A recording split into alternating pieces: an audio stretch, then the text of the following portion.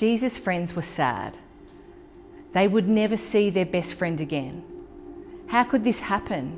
Wasn't Jesus the rescuer, the king God had promised? It wasn't supposed to end like this. Yes, but whoever said anything about the end? Just before sunrise on the third day, God sent an earthquake and an angel from heaven. When the guards saw the angel, they fell down with fright. The angel rolled the huge stone away, sat on top of it, and waited. At the first glimmer of dawn, Mary Magdalene and the other women headed to the tomb to wash Jesus' body.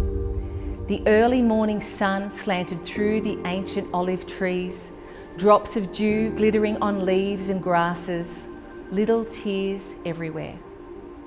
The friends walked quietly along the hilly path, through the olive groves, until they reached the tomb, and immediately noticed something odd. It was wide open. They peered through the opening into the dark tomb. But wait, Jesus' body was gone. And something else. A shining man was there with clothes made from lightning. "Don't be scared," the angel said. But they couldn't help it. They screamed anyway. The angel asked them, "What are you doing here? This is a tomb, and tombs are for dead people." The women couldn't speak. "Jesus isn't dead anymore," he said. "He's alive again." And their hearts leapt. And then the angel laughed with such gladness that they felt for a moment as if they had woken from a nightmare. The other women rushed home, but Mary stayed behind. How could it be true? Jesus was definitely dead. How could he be alive? Just then, Mary heard someone else in the garden. Perhaps it's the gardener, she thought. He'll know where Jesus' body is. "I don't know where Jesus is," Mary said urgently. "I can't find him." But it was all right. Jesus knew where she was, and he had found her. Mary. Only one person said her name like that. She could hear her heart thumping. She turned around. She could just make out a figure. She shaded her eyes to see and thought she was dreaming. But she wasn't dreaming. She was seeing Jesus. Mary fell to the ground. Sudden tears filled her eyes and great sobs shook her whole body.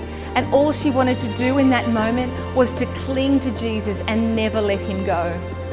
"You'll be able to hold on to me later, Mary," Jesus said gently, "and always be close to me. But now go and tell the others that I'm alive." Mary ran and ran all the way to the city.